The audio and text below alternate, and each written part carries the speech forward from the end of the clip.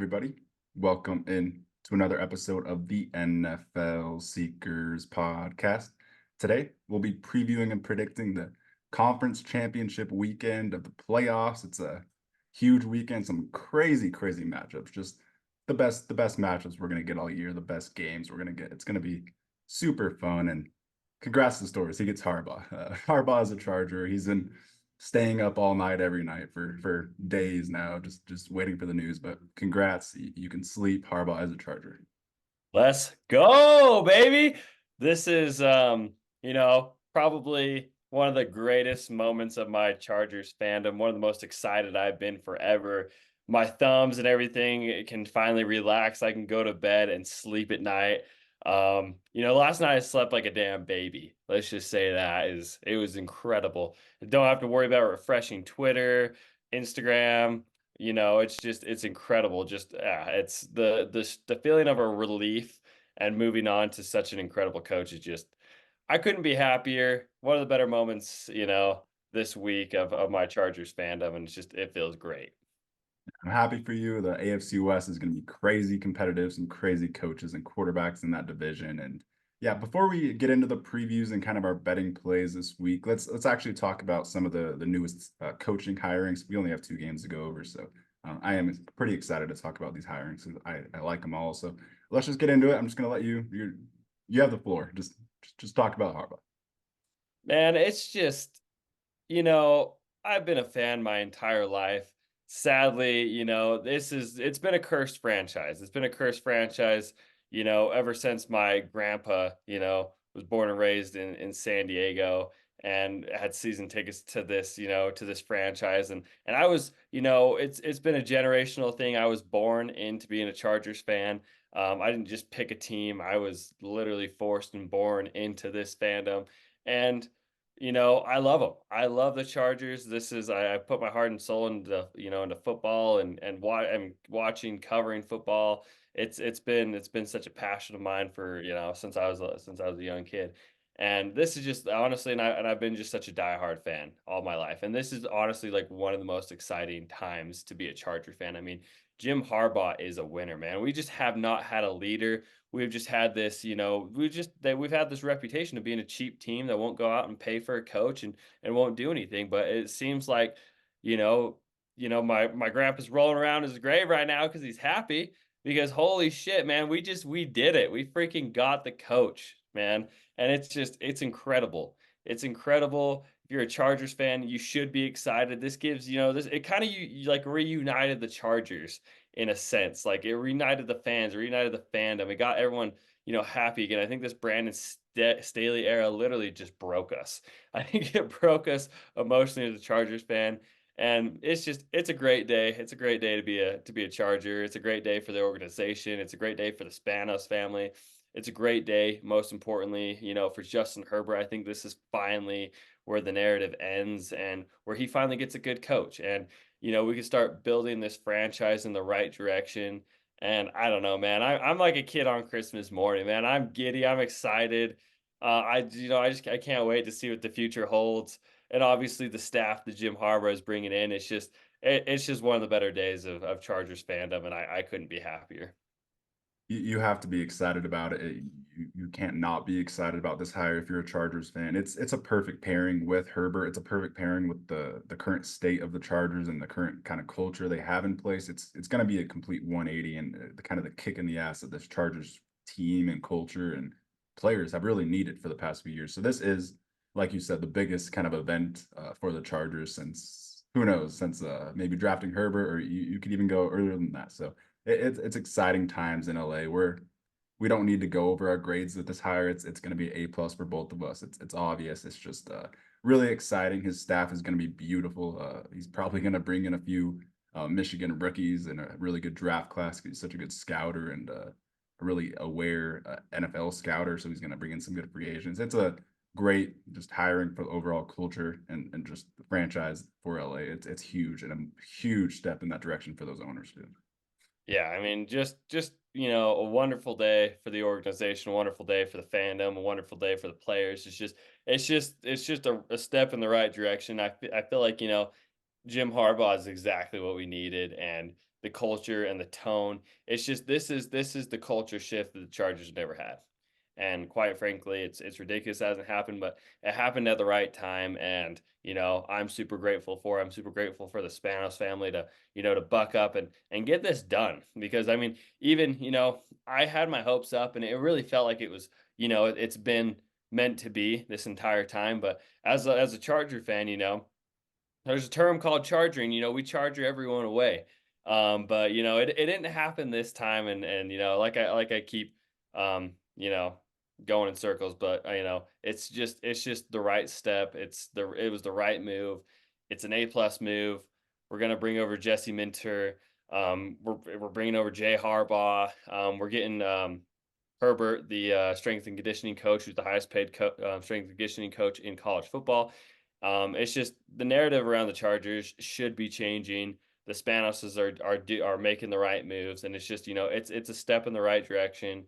And if you're a Chargers fan, get hyped. Let's freaking go, man! Because Jim Harbaugh, Justin Herbert, man, the JH combo is gonna go crazy.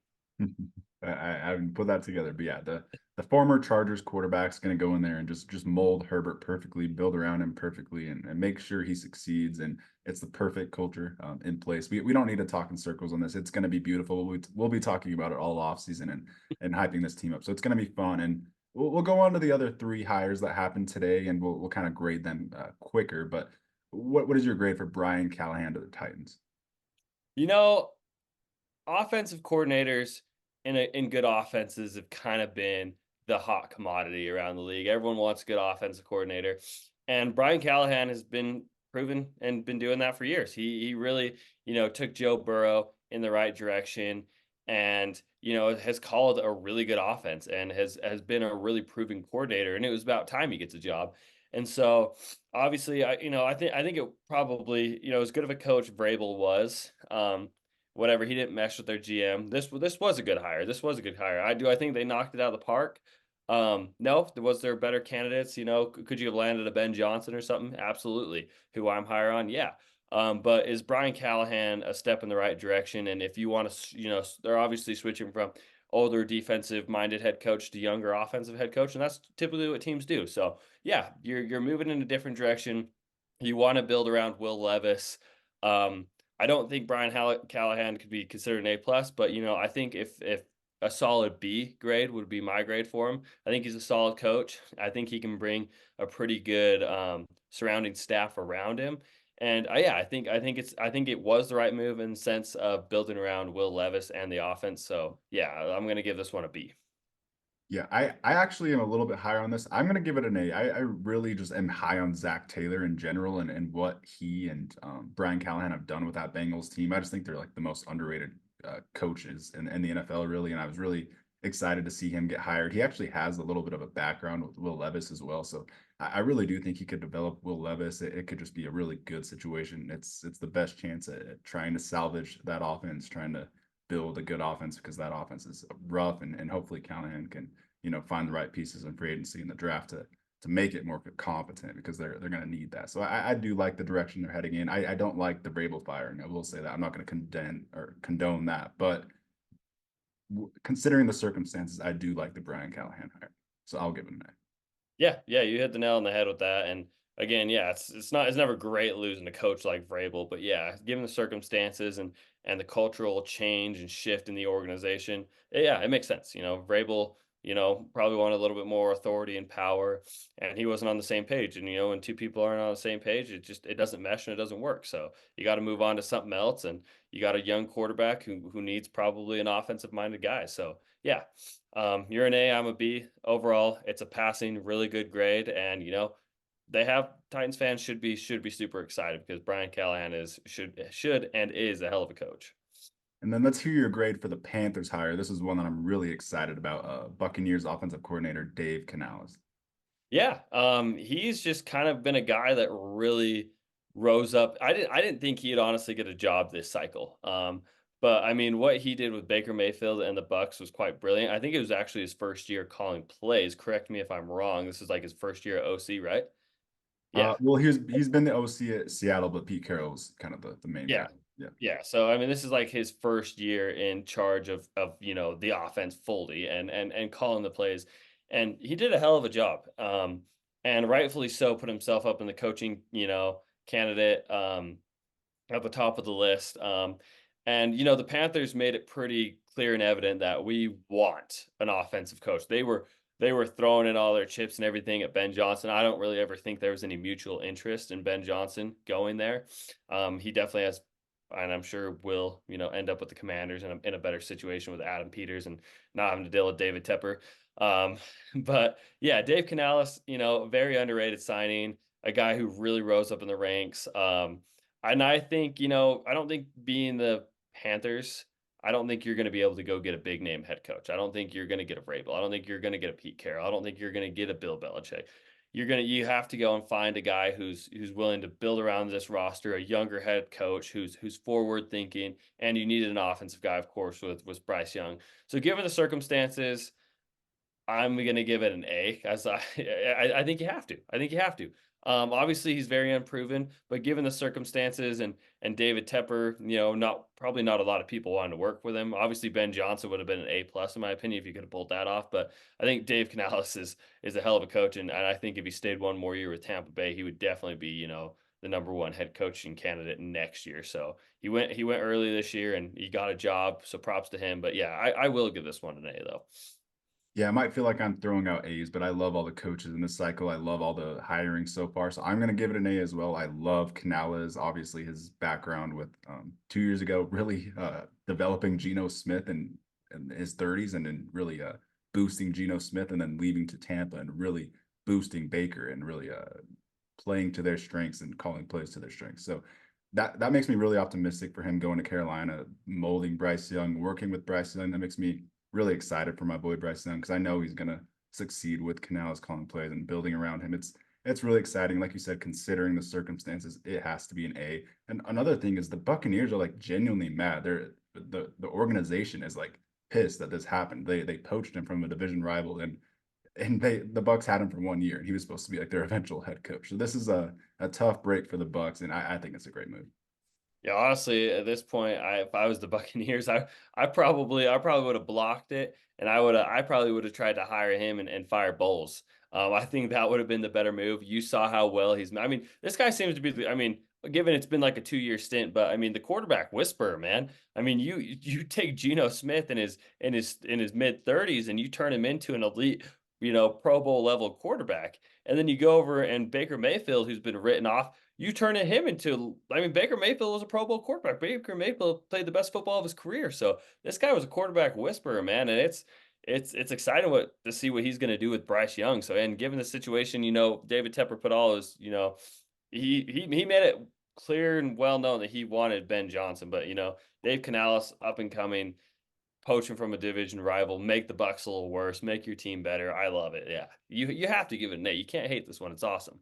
Yeah, he's going to build that roster to Bryce's strengths, and it's got to be one of the best scenarios for Bryce's future and then just outlook for the Panthers. So it's really exciting. Hopefully they get a good staff in there. And then the last hiring I'm going to talk to you about, the most recent one, is Raheem Morris to the Falcons, defensive coordinator for the Rams. What are you going to grade that one? This one's interesting to me, man. I honestly, the Falcons, one of the most bizarre teams this offseason, in my opinion. Um, it's just I really do really really really like Raheem Morris, and I thought he would definitely get a job in this head coaching cycle. I mean, and he's been under McVay. He's led a great defense. But I honestly thought they would kind of switch the culture. I don't know. I thought they, even though Arthur Smith, technically considered an offensive guy, I still thought they'd roll offense. But usually when you go offense, you usually always go the opposite. And I guess, given the circumstances for a younger defensive coordinator, Raheem Morris is probably the number one option. Um, but it was interesting with me. Obviously, they missed out on the Jim Harbaugh. They wanted to get a second meeting with him. Everyone and their mom thought it was going to be Bill Belichick, but I don't know what happened there. I kind of would have liked to seen Bill Belichick, to be honest with you. I feel like that would have been a good move. I feel like that would immediately, you wouldn't even had to worry about the defense. You would have had a top 10 defense, or top five even in Atlanta. But this one was a little bit more surprising. I'm not as hyped on this one.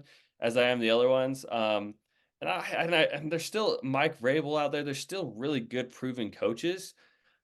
I think I'm just gonna give it a C. I think I mean I and it's not to hate on Raheem Morris by any means, but I think it's just a C grade from me.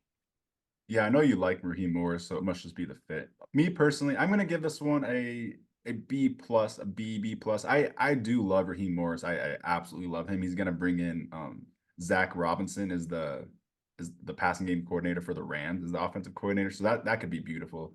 They could bring in a good veteran. I do like the hire. I think Raheem Morris is a brilliant defensive mind. He's the second best defensive coach available behind McDonald, in my opinion. And the reason Well, it's not a Vrabel though, that's I don't Vrabel would have been a very I don't know. I kind of I mean Vrabel would have been, but I mean I guess that's a little bit too redundant to Arthur Smith, who that's just hiring somebody else, and he would have rehired Arthur Smith. So never mind. Take that into consideration. That doesn't make any sense. That's true. And Raheem Morris is he's gonna have this defense playing really good. This defense has some players. He's gonna bring in some more, probably over from LA. And yeah, I think it's gonna be a good hire. My ultimate problem is the value of a defensive head coach. As we see with the Buccaneers right now, they have a defensive head coach and they get a brilliant offensive coordinator hire and they lose him in 1 year because you have a defensive head coach. That's the problem ultimately with having a defensive head coach. The Bills, they lose Brian Dable. They've been trying to find an offensive coordinator since. So that is ultimately what will hold them back. But at the end of the day, it's a good defensive head coach. Yeah, if you have a good offensive coordinator, it's crazy. They get poached every year, and so you almost just want to make these guys, and then you find it, and you find a defensive guys because it seems like you can retain the defensive guys. It's just kind of really been that offensive trend. So yeah, I agree with you on that. But yeah, I mean, nothing to hate on Raheem Morris. I don't know. I guess I felt like they missed out. And I feel like I would have liked them to maybe make a little bit. I mean, I don't know. Maybe Ben Johnson. Everyone kind of knows he's a commander at this point. It's one of the worst unkept secrets. But like I'd have liked to seen him maybe make a coach or a push for somebody else. Yeah, the whole Bill thing was weird. That just completely tapered down after the second interview. It just kind of died off. It must just be Bill wanting to wait a year and wait to see what opens in 2025, I guess. But with that, do you want to move on to our betting segment? Let's do it. All right, we'll get on to our lock of the weeks this week for the championship weekend, and it's a hard one, man. There's some really good matchups, some really good defenses, but I am pretty confident in these ones. We'll start it off with Lamar Jackson throwing two passing touchdowns. I'm just going to bet on the MVP of the league to throw two passing touchdowns and make the Super Bowl. It's simple as that. I just am going to bet on the Ravens to win this game. Therefore, I'm going to bet on Lamar Jackson, the MVP, who threw two touchdowns last week, to do so again and advance to the Super Bowl. And he's going to need to throw two touchdowns if he wants to. And then my next line will be Sam Laporta, higher than 48 and a half receiving yards. He is balling right now. He had 11 targets, 9 catches, 65 yards last week versus Tampa. Not to mention, there's only two tight ends on the Lions roster, and one of them is Zach Ertz, who's been on the roster for like 2 days because they have a lot of injuries at the tight end position. So I'm confident in these two lines, my two lock of the weeks. Let's hear yours. Yeah, I really like your locks. Those seem like, put as much money as you can on them. That's how much of a lock they seem to me. Um, but yeah, I'm gonna go a little different route, and I kind of like to do trends. It's kind of funny, it's just the way I am. But Jameer Gibbs higher than 22.5. I mean, this dude's so electric, man. That's one screen. That could be one screen for Jameer Gibbs. Jameer Gibbs, obviously, he's not had his 100-yard receiving games, but last week, I will tell you what Jameer Gibbs had. He had 4 for 40, and then the week before he had 4 for 43. So he's been doubling that the last 2 weeks. And honestly, you give him 4, 3, 5. I think Jameer Gibbs is so electric, and he can turn a screen into a 50, 60 yard catch. So that one just felt like too much of a block for me. That could be one catch. And then I like to stick on the trend and go Christian McCaffrey. The NFC running back over there with the 49ers, he's just kind of a small name guy, just an okay athlete. Kid. MVP finalist, just he's all right. He- Can I read you off why I love this one though? He had 12 targets last week. Like 12 targets last week, only 7 catches. But I mean, if he's gonna get around 10 targets this week, they're gonna have to target him because the Lions have an incredible run defense. They're gonna have to kind of throw it to him a lot in the intermediate game. So yeah, I love this one. I just want to get that out. Yeah, I mean, he's going to get targeted. The Lions are definitely vulnerable through the passing, through the air.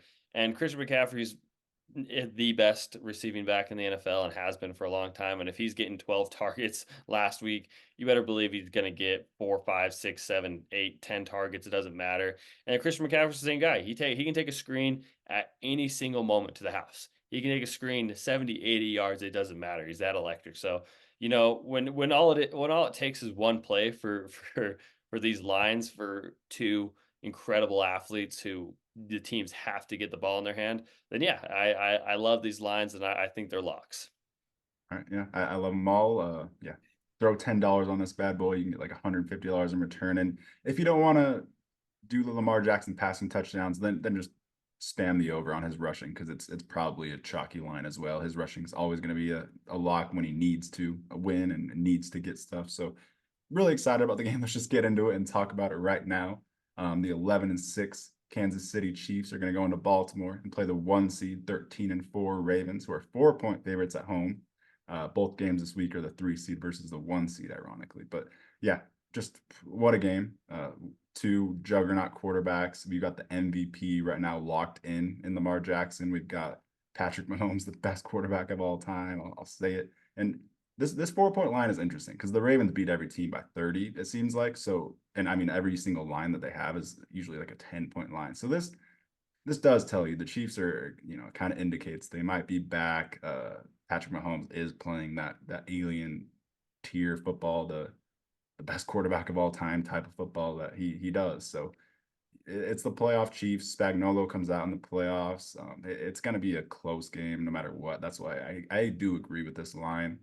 On the other side, they do have the MVP. You're going up against the MVP. He started a little bit slow last week, and then boom, the second half came around, and he just put on a show, put on his MVP statement performance, and he put on a beat down against that really solid Texans team. So just the Ravens team is like DVOA wise, advanced stat metric wise, it's one of the best teams we've really seen. It's up there with like, the legendary teams of the decade, the Niners. Like it's a fun one, and I guess there's a few injuries in this one that we really need to monitor. But I'll let you talk about the game first.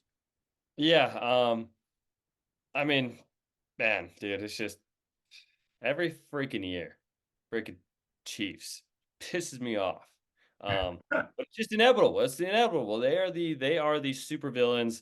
They are the dynasty of our era right now, and there's just nothing you can do about it. You can look at the Bills and this is Josh Allen's time.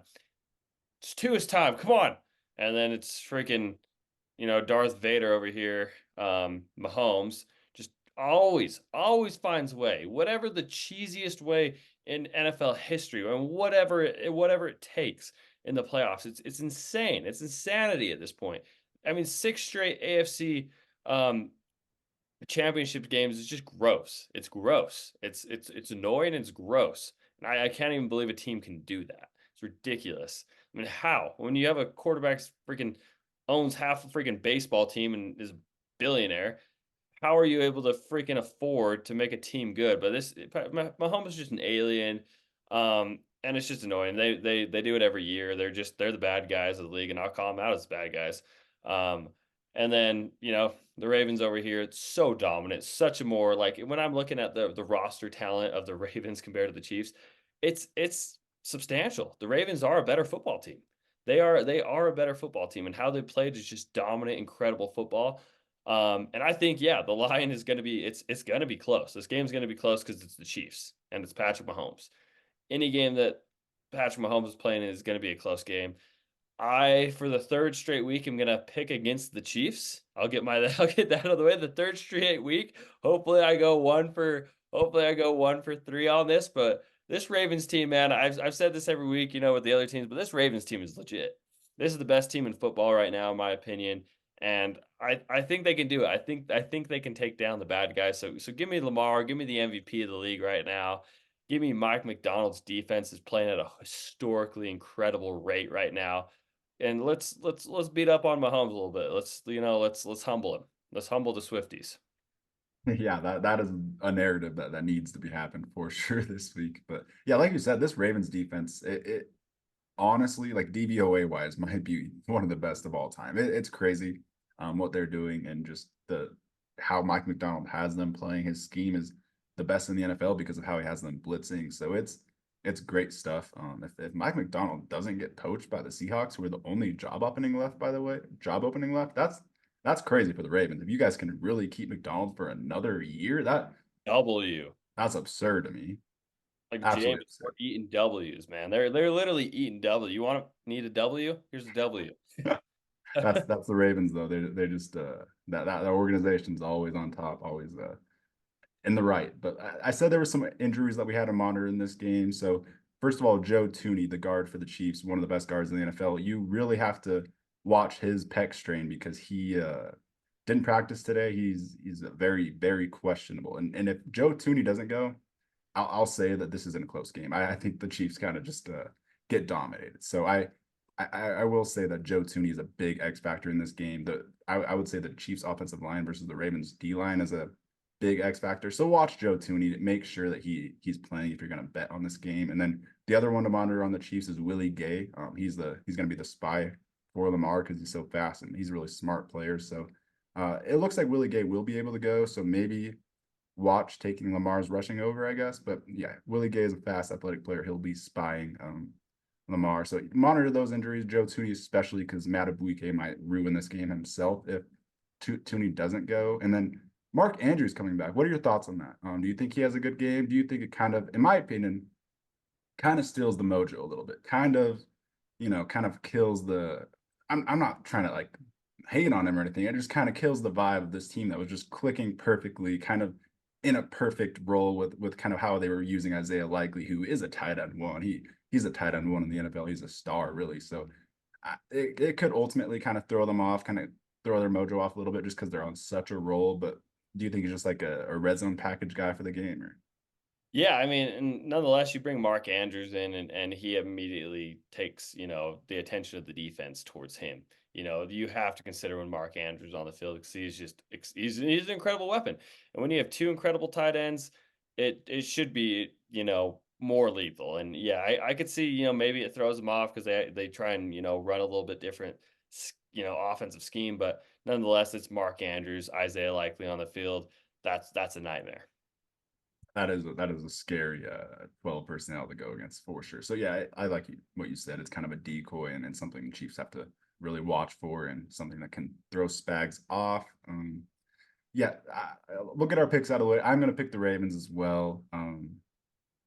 Score prediction, I'm going to go 27-24. I don't think they cover the spread. I'm not going to bet on this, but I do think the Ravens come away with it. In the end, I'm pretty positive they do win this game. They're just the better team. They're at home. And it seems like everyone that picks the Chiefs is kind of just picking them because they have the best quarterback of all time. And their reasoning is kind of just Mahomes. That's just the reasoning I'm hearing for picking the Chiefs right now. It's just Mahomes and Andy Reid, and that's it. And I mean, that's totally plausible and fine. It's fair. He's the best quarterback of all time physically to me. So I definitely am fine with that. But I do have to pick the Ravens to win this game. I'm fine.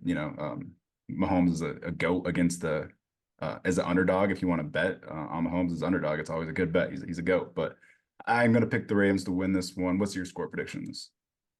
Yeah, it's tough. I am picking the Ravens.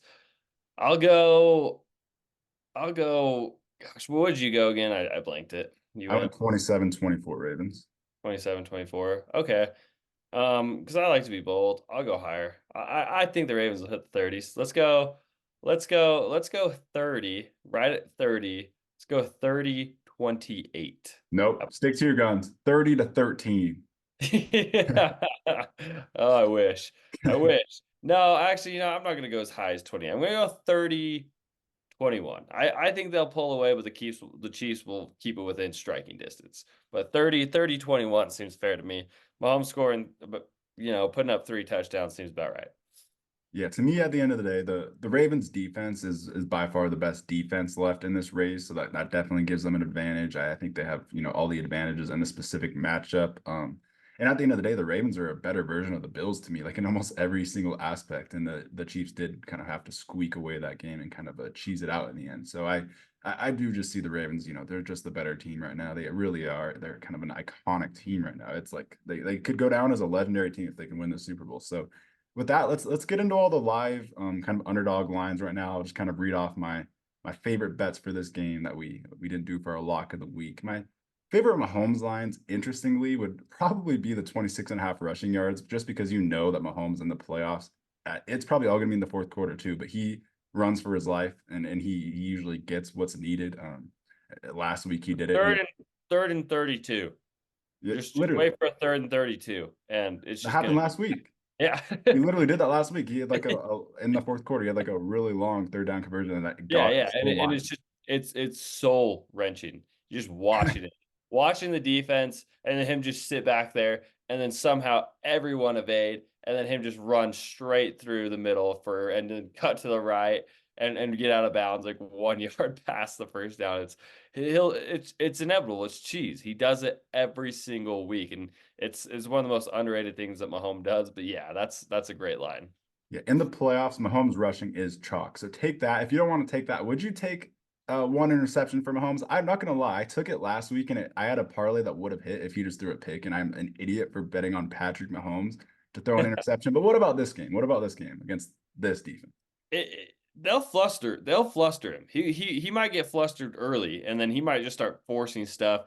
And the receivers, outside of Rasheed Rice and Travis Kelsey, known to have balls bounce off of them. They don't have great hands. If there's a tip or something, yeah, I don't hate it. I do not hate an interception against the Ravens, especially in a big playoff game, and especially if the pressure's coming at him, and if Thuney's not there, it even more pressure. So it's not a bad thought. It's not a bad thought. Do I want to bet on Mahomes doing that? No, not maybe not really, but almost I would like it's like a coin flip against the Ravens. They are like they turn the ball over though. So it's oh The gosh. rushing is probably more safe. If you can get a Yeah. boost on an interception, I'd take it. But yeah, I would take the rushing if you had to pick one.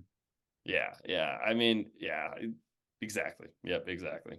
And then for Lamar, I had in my lock of the week. I think he throws two passing touchdowns, and that has a boost on it. So I would take his touchdown just as a dart throw for the boost. If you don't want to take that, take his rushing yards, take his rushing attempts. It's usually chalk in the playoffs, just like what I said with Mahomes, but to an extent, like the best running quarterback of all time extent. And then I'm staying away from Edwards and Justice Hill.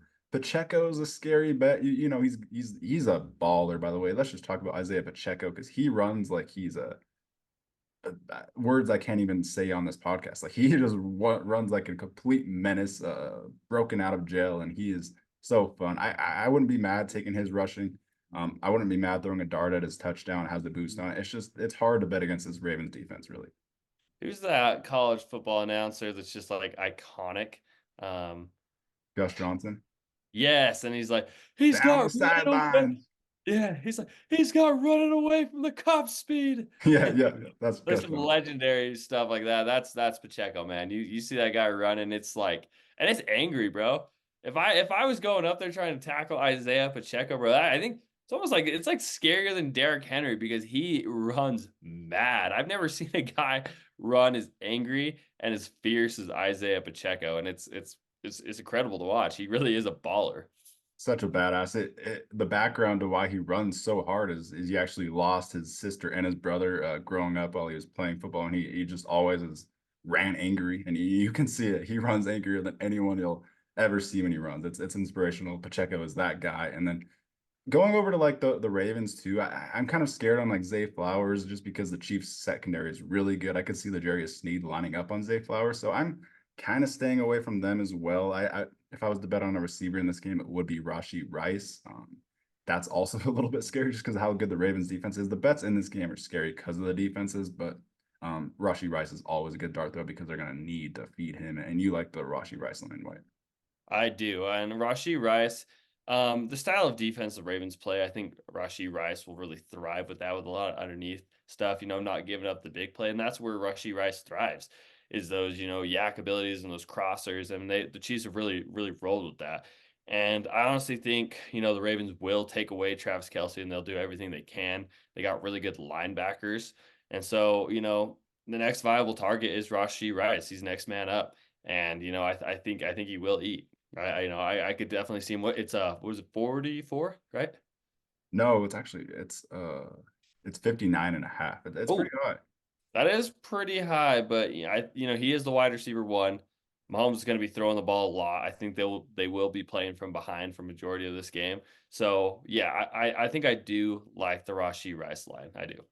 Yeah, it's high for a reason. They have to feed him, even if they're losing. He's going to get yards. They literally have to. He's their playmaker. And if you're a Ravens fan, throw a dart at a Mark Andrews touchdown. He's going to have a lot of red zone packages. That might be the only area he plays in this game. And I could see him coming down with a touchdown in his return. And then I'll give you one other lock. Noah Gray over 9.5 receiving yards. I'll give you a free line. And with that, do you want to move on? Yeah, that's chalk it in. I like it. All right. Let's get on to the next one. Oh yeah, betting with the NFL seekers. You're welcome, and we'll go on to the next game. Another 3 seed versus 1 seed. The 12-5 Detroit Lions are going to go into San Fran and play the 12-5 49ers, who are 7-point favorites. And this one will be played at 4:30 Eastern. The Niners are kind of coming off a little bit of a rough performance last week in the rain. Purdy really struggled until the last drive of the game. Honestly, it was a little bit discouraging. It's nice to see that they were able to get that done, though. If Darnell Savage would have capitalized on that pick six, they might have got blown out of that game. So the 49ers are like a dominant juggernaut that you expect to get through those games and through the close games and the tough times, and it's going to be fun. The Lions, on the other hand, they're kind of playing some great football. Offensively, they're relentless. They keep coming. I think they match up pretty well against the 49ers. And I think the biggest X factor in this game, it just comes down to Deebo Samuel's health, really. It looked like he got a limited practice in today. I really think that Deebo has a huge role in this game. He's going to need to kind of eat. I think Ayuk is a big X factor in this game as well. I think he's one that can create some separation against this weak Lions defense that kind of loses you in coverage down the field. So I do think that Ayuk, Debo are big X factors in this one. And before we get my pick out of the way, I'll let you talk. How I was talking last week about the 49ers, and I was like, and we were talking about rust, and we hit it right nail on the head. We said the Ravens, nah, they're not gonna be rusty. And by golly, they were not rusty last week as they kicked the absolute snot out of the Texans. But yeah, the 49ers definitely had some rust, and Brock Purdy had some rust, and I feel like their defense had some rust. And I feel like a lot of the game, honestly, I honestly, it very well could have. I mean, one different play, that missed field goal by Anders Carlson really cost, the Packers the game. I honestly felt like the Packers damn near might have been the better team. They Uh, controlled that game. Yeah. yeah, they did. Jordan Love was a better quarterback. And so, as I'm kind of thinking about it, I don't gosh, I don't know. I don't know how much I feel confident in the 49ers. I mean, the team is there. They have an incredible team. They're so talented, but the rust was real and Brock Purdy was outplayed. And I think Jared Goff is playing surgical football, man. I think Ben Johnson is going to have this team. I mean, this is going to be a brilliant game. You're looking at Kyle Shanahan versus Ben Johnson with, just offensive masterclass. So this might be one of the best offensive coached games of the entire year. Um, it's going to be brilliant, but oh, I don't know, man. I'm scared. I'm scared of the 49ers right now. I honestly thought the Packers were the better team. I thought they controlled. I just thought it fell the 49ers way a little bit more. But I don't know. This Dan Campbell team is chalky, man. And like you said, he's gonna bite, some kneecaps, man. That's the kind of guy he is. He'll bite your kneecaps. And they're not gonna go down without a fight. And Jared Goff is playing surgical football, and Ben Johnson is just on another level with play calling right now. And Amon-Ra St. Brown and Sam Laporte are just so good. Screw it. I'm doing it. I'm picking the Lions, man. Give me the scrappy team, bro. Give me the scrappy team in this one. Give me Jared Goff is playing better football right now than Brock Purdy, and he's competent right now. Jared Goff is playing some competent ass football, and Dan Campbell's going to go out there and he's going to buy some kneecaps. And give me the Lions, man. Give me the Lions, and let's freaking go. I'm freaking pumped. I like it. I like it. Like to kind of add on to your narrative here, like the Niners are coming off a rough performance, and a big reason is because they're when Debo went out of that game, everything was thrown off. Kyle Shanahan's game plan was thrown off, and you saw it visibly in his play calls and his offense. It was like Debo seriously affects the way that this Niners offense is ran, the way that Shanahan can call plays and manipulate defenses pre-snap, and like Debo literally just affects this team more than really anyone could ever imagine. So if he doesn't go in this game, I would have to pick the Lions. I really would. It looks like he's gonna go, and if he's if he plays healthy, I think I have to take the Niners. I think I have to take the Niners. The Lions do match up nicely against the Niners But too. Like Debo just some if he doesn't go, who are you picking? Are you picking the Lions if Debo doesn't go? give me a sec. I have to think about this still. Like on the other hand, the Lions do match up nicely against the Niners on defense. Like the Lions defense is a struggle, but the Lions defensive line is really good. They could stop McCaffrey. They could, kind of slow McCaffrey down, and they're really good. Their secondary is terrible in coverage, but they're really good at stopping the run. They're really good in like the intermediate game. Like they could stop Debo, like they could stop that type of receiver. I think it's Ayuk that they should be most scared about. So yeah, the Lions do match up nicely. I will say that. That being said, I do have to take the Niners. I think if Debo doesn't play, it's a coin flip. I'll still take the Niners, but I'm just gonna pick the Niners. I'm gonna say it's gonna be a close game. I'm gonna say they don't cover the 7 point spread even. It could start out a little sloppy. Me talking about choosing Brock Purdy to go to the Super Bowl as I'm saying it is kind of scaring me with how he played last week and kind of the last few weeks. And Goff has been playing really confident and surgical football. At the same time, the Lions might have a curse on their franchise to go to the Super Bowl. I don't know. This is hard. This is hard. But You're like not confident. You're not confident saying this right now. It's making me geek. I'm not confident saying this because every single point that I've given this whole game has been for the Lions, technically, except for Ayuk possibly being able to get his in the receiving game. So I don't know. I'm gonna go with the Brandon judgment. Ayuk is the difference, right? He is the difference. And I mean, Oh, he could be. And Kittle getting vertical, he could be. But as long as, I mean, Jack Campbell, getting Dan Campbell can go bite some kneecaps of Debo and just make sure get him out of the game early. If he plays, then it might be chalk. It might be chalk, man. I do have one more point for the Niners as well though. The Lions lost guard Jonah Jackson last week, and his replacement allowed like 10 pressures immediately. Like it's a problem. I think Jonah Jackson's replacement will be a big X factor in this game going against a guy like Eric Armstead. That could be the difference maker in this one. The Lions won't be able to run the ball as well against this defensive line without Jonah Jackson. So that is something to watch out for.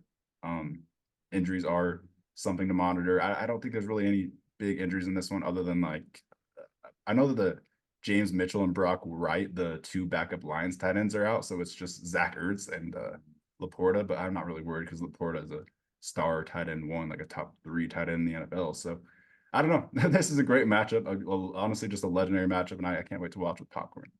Is this your game of the week? Locking is my squeaker game of the week. Yes. Yeah, this is gonna be awesome, man.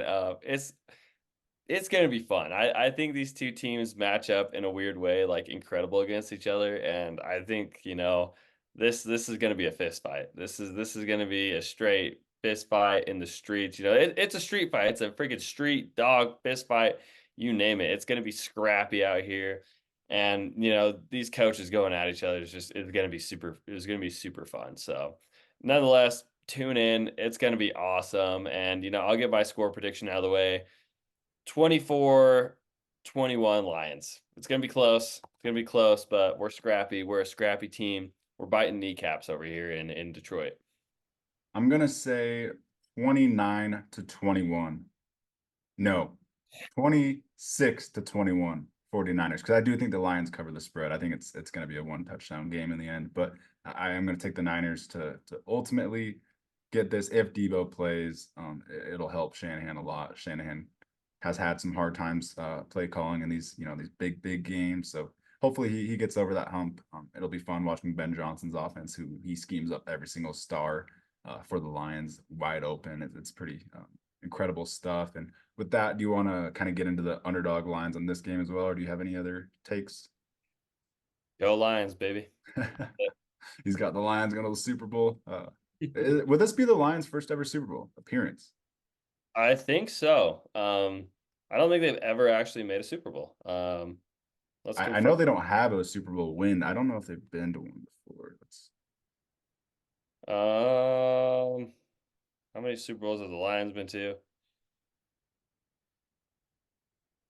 14. Nope, they've never played in a Super Bowl. They're one of four teams that have not played in a Super Bowl: Browns, Jaguars, Texans, and Lions. Inspirational. You heard it from here. You heard it from Stores first. The Lions are gonna make the Super Bowl for the first ever time, and it's gonna be electric stuff. And with that, let's get into the underdog lines, the live underdog lines right now for Goff. Are you confident in Goff against the Niners? Are you like confident in 259 and a half passing yards, two passing touchdowns? Are you kind of staying away from that one? Give me the touchdowns. Yeah, I like the touchdowns, and yeah, I mean Jordan Love was able to throw against them in bad conditions, and with in my opinion, I mean I like LaFleur, but I think Ben Johnson is brilliant. I think he's one of the more brilliant offensive minds in the NFL. I think he might be the most brilliant at the moment. So yeah, I actually like to be honest with you, I like both of those lines. I think the weather is going to be a lot better than it was last week. And I think I mean obviously Lions played indoors, but 49ers Packers was pouring rain. But yeah, I like that. And they allowed Jordan Love to throw in the rain all over him and really control that game. So I don't see why Jared Goff can't. And I like Jared Goff's weapons. I really like Amon Ra. I like Gibbs. Even David Montgomery. I like the way this team is built. It's scrappy. And yeah, Jared Goff is just I feel like he is a lock for almost two touchdowns every week. He throws two touchdowns, it seems like every single week.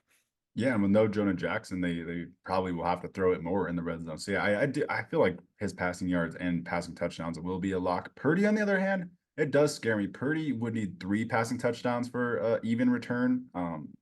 His 279 passing yards that could be okay because the Lions secondary has allowed a lot of passing yards. So if I was to take a line for Purdy, it would be the 279 passing yards or an interception. I would not mind the interception line at all. Chauncey Gardner Johnson and Debo kind of have some beef. There could be some mind games going on.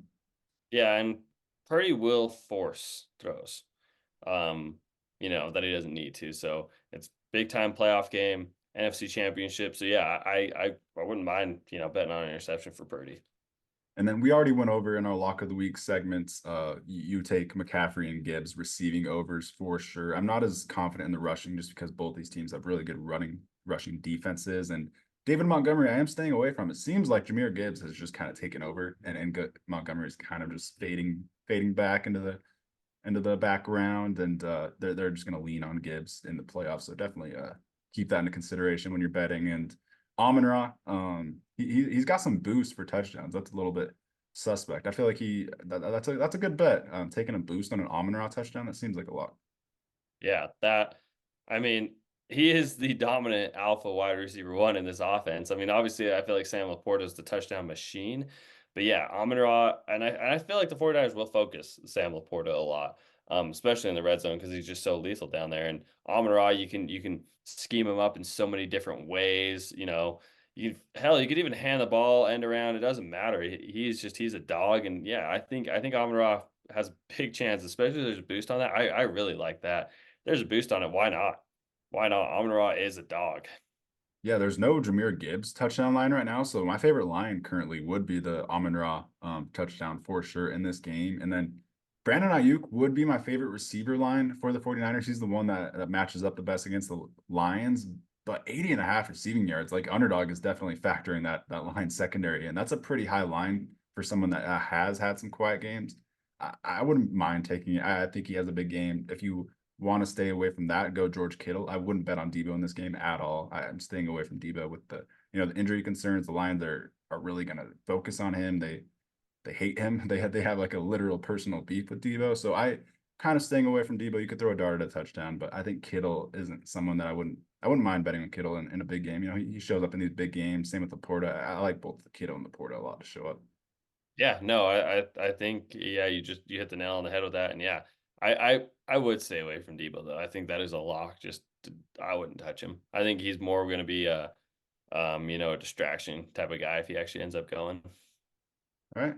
And with that, I guess we'll just finish it up. That was really fun. It's nice being able to talk about two games and really just zero in on those two games and try to break it down as best as we possibly can. This is some fantastic matchups. Probably, for the most part, the four best teams in the NFL this year. They delivered. They made it here and they deserve it. So it's going to be some fun football.